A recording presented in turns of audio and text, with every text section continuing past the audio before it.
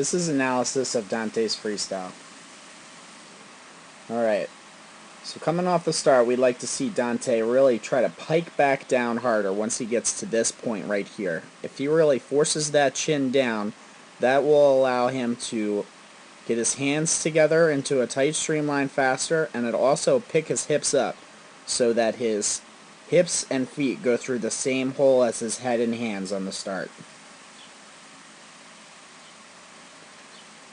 See, good underwater kick here.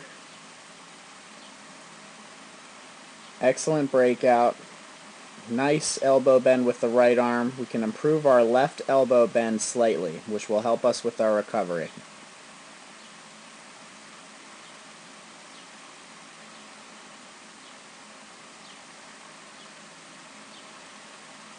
When we come through the turn, we do a good job of making sure that we come over straight, but we want to make sure when our feet hit, we push off flat on our back off of the wall. We don't want to turn at all onto our stomach before our feet hit.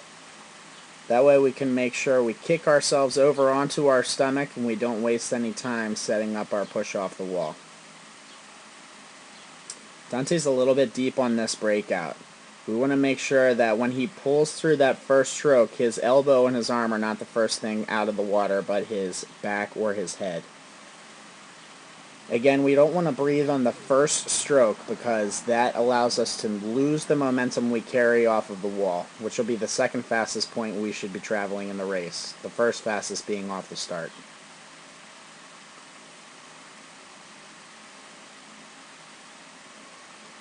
You can see that left arm swing a little bit here as well.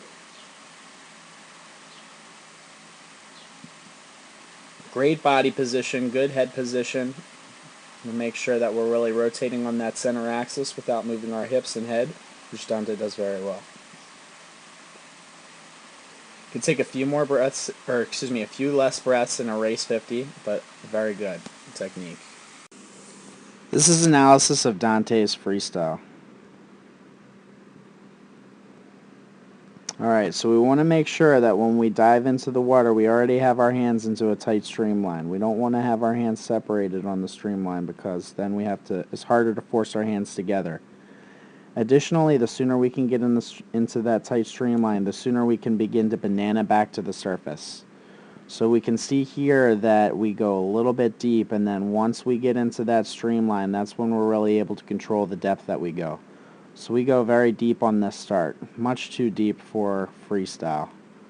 So we want to make sure that we get into that tight streamline and banana back to make sure that we come up a little bit faster with more speed.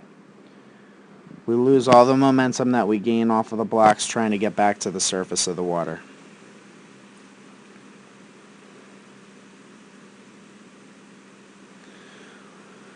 Dante has a very good kick. Very good hip rotation, good body position, and good head position. Want to make sure that what we see from him as the stroke goes on is that he continues to keep that elbow low. So as we see here, he does a good job of rolling over and pushing off almost flat on his back. Alright, we want to make sure that when he gets to this point right here, that's when his feet hit the wall, and then he pushes off even more on his back. And that way he won't go quite so deep off of this wall. We can see he really spends a lot of time going up and down off of the wall. He's not at the point where he's really big enough to have to go quite that deep. Alright, so when we're talking about dropping the elbow, and as we move on through the stroke, we want to make sure that we keep that hand below the elbow so that we use our full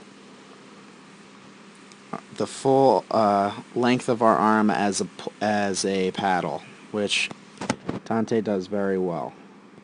So we don't want to let this elbow bend too much because then we start to lose the catch of the top part of our arm here. And we only start to catch with this part of the arm. So as we get tired, we got to make sure we keep that hand below our elbow.